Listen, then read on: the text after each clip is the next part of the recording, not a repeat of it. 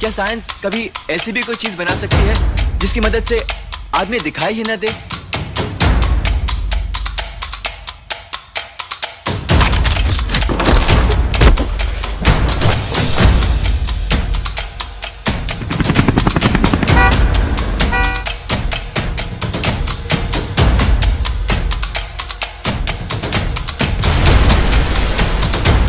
दिखाई न दे ऐसा फॉर्मूला, ये कैसे हो सकता है?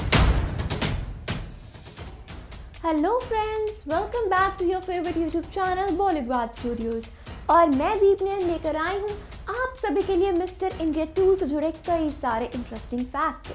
मिस्टर इंडिया की तरह आदमी का यूं गायब होना भले ही साइंटिफिकली अभी पॉसिबल नहीं है, लेकिन उसी की तरह एक ऐसी कहानी भी जरूर है जो अपने साथ रहस्य को भी साथ लाती है।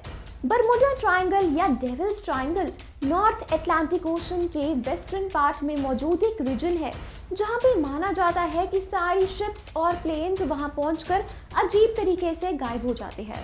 बरमुडा ट्रायंगल से जुड़ी सबसे फेमस कहानी है मैरी सेलेस्ट नाम की एक शिप की।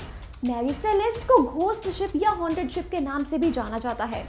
दिसंबर 4, 1872 के पुर्तगाल के समुद्र में तट में मैरी सेलेस्ट नाम की एक शिप अचानक से ओशन में प्रकट हो गई, जो बिना किसी इंसान की मदद के ओशन में घूम रही थी। वैसे मैरी नाम की ये शिप हमेशा से र्यूमर में रही। लोगों का मानना था कि ये शैतानी शिप है, यहाँ तक कि ये शिप ओनरशिप के लिए हमेशा विवादों को भी इनवाइट करती रही। कहा जाता है कि इस शिप का पहला कप्तान इतना बीमार पड़ने लगा कि जब भी वो खांसता था तो उसके मुंह से खून निकलता था।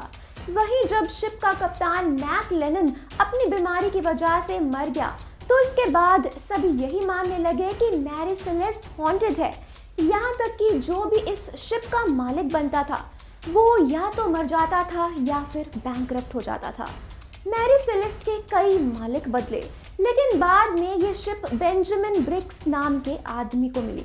बेंजामिन के शिप खरीदने के बाद ही मैरी सेलेस्ट समुद्र में अपने आप गायब हो गई। असल में साल 1872 में बेंजामिन ब्रिक्स अपनी वाइफ, 2 साल की बेटी और 7 क्रू मेंबर्स के साथ इटली की यात्रा पे जा रहे थे। ब्रिक्स मैरी सेलेस्ट के साथ 7 नवंबर 1872 को न्यूयॉर्क से रवाना हुई थी, जिसे इटली पहुंच जाना था, लेकिन अचानक ही शिप गायब हो गई। कोई नहीं जानता कि आखिर ये शिप के साथ उस वक्त क्या हुआ था। हालांकि थ्योरीज के अनुसार जब बेंजामिन इटली के लिए निकले थे तो उस वक्त मौसम थोड़ा खराब था, जिस वजह से उन्होंने एक समुद्र किनारे मौसम के ठीक होने का इंतजार किया और उसके बाद दोबारा अपने परिवार और 7 क्रू मेंबर्स के साथ मैरी में बैठ गए। तभी कुछ दूरी तय करने के बाद जब शिप नॉर्थ अटलांटिक रीजन के पास पहुंची तो मौसम ने फिर करवट ली। हालांकि उसके बाद यात्रियों के साथ क्या हुआ ये कोई भी नहीं जानता, क्योंकि उसके बाद बेंजामिन के साथ मैरी सेलेस्ट कहीं गायब हो गई। मैरी सेलेस्ट इस घटना के 1 महीने बाद दोबारा से ओशन में दिखी। हालांकि चेकिंग के दौरान ये पाया गया कि उसमें रखा सामान, चाहे वो लाइफ बोट हो या फिर खाने की चीजें, वैसे ही पड़ी हुई थी। ऐसा लग रहा था कि उस सामान को किसी ने टच तक ना किया हो।